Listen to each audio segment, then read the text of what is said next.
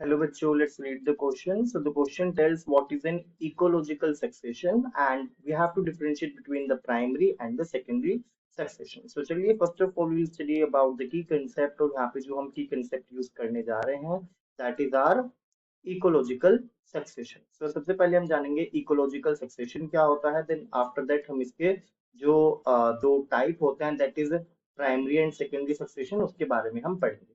तो सबसे पहले जानते हैं इकोलॉजिकल सक्सेशन क्या होता है. So ecological succession is a gradual and it is a gradual and fairly predictable. यानी कि प्रिडिक्टेबल होता है ये जो चेंज होता है, ग्रेजुअल चेंज जो ये हो रहा है, that is fairly predictable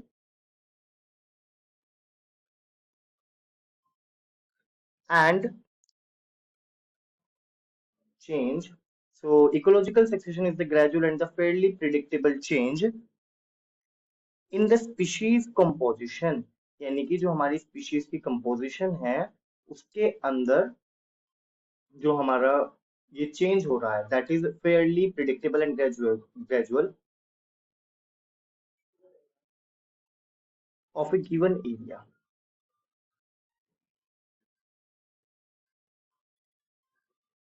is called ecological succession.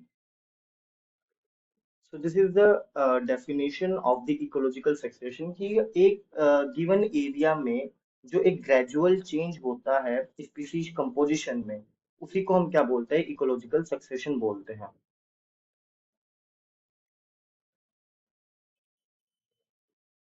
Now ecological जो succession होता है इसके दो types होते हैं. What are the two types? Let's see that. First one आता है primary succession. Okay. And second आता है हमारा secondary succession. इनके बारे में differentiate चलिए हम देख लेते हैं. So let's see the differences now. So यहाँ पे we will see the points of the primary succession and here we will see the points of the secondary succession. जो primary succession होता है it always starts with the barren area. यानी कि जो बिल्कुल बंजर area होता है वहाँ पे जो आपका succession होता है that is known as your primary succession. तो it starts with a barren area. With a barren area जहाँ पे कोई भी लाइफ फॉर्म कभी भी एग्जिस्ट नहीं की. Whereas अगर मैं सेकेंडरी सक्सेशन की बात करूँ so developed in a disturbed area. यानी कि यहाँ पे बिल्कुल बैरन नहीं होगा, डिस्टर्ब्ड होगा.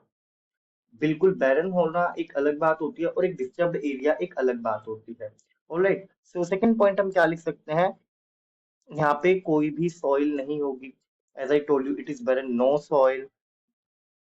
whereas यहाँ पे जो आपका सेकेंडरी सक्सेशन होता है यहाँ पे क्या होता है it starts where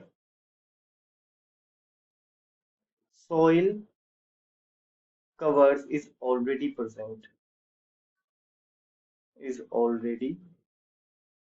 So this is the second point of difference कि प्राइमरी सक्सेशन वहां पे होता है जहां पे आपका सोइल के ट्रेसेस नहीं मिलते हैं. वेदर सेकेंडरी सक्सेशन की अगर मैं बात करूं तो ये वहां पे डेवलप होगा जो कि डिस्टर्ब होगा एरिया और वहां पे आपकी सोइल ऑलरेडी प्रेजेंट होगी. ऐसा नहीं है कि कोई सोइल है ही नहीं.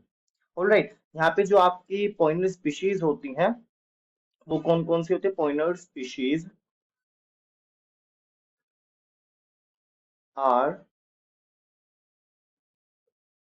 मॉसेज. ऑलराइट. यानी कि यहाँ पे जो आपकी पॉइनर स्पीशीज होंगी वो क्या होंगी. मॉसेज एंड लाइकेन हम लिख सकते हैं. और यहाँ पे जो आपकी पॉइनर स्पीशीज जो होंगी वो मतलब यहाँ पे सेकेंडरी सक्सेशन कैसे डेवलप होगा. It will be started by seeds and roots that are already present. So seeds and roots यहाँ पे ऑलरेडी प्रेजेंट होंगे. You can see that.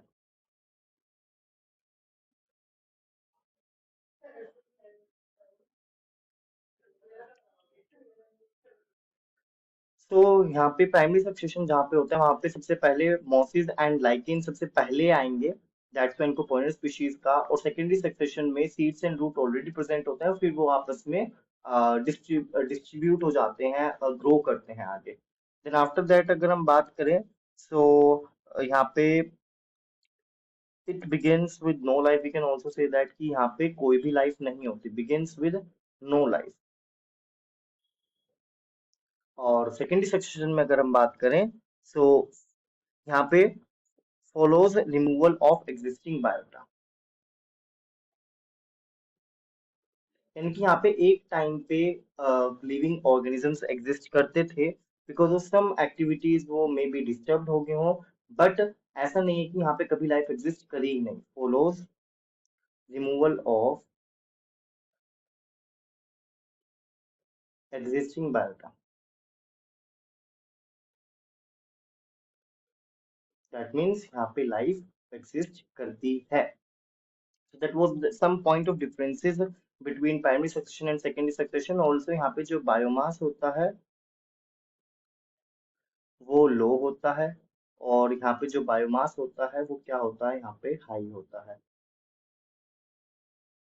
जो हमारा प्राइमरी सक्सेशन होता है वो स्लो होगा, और ये वाला जो सेकेंडरी सक्सेशन होता है हमारा फास्ट होता है। These are the major point of differences. I hope you understood the concept of ecological successions. Thank you.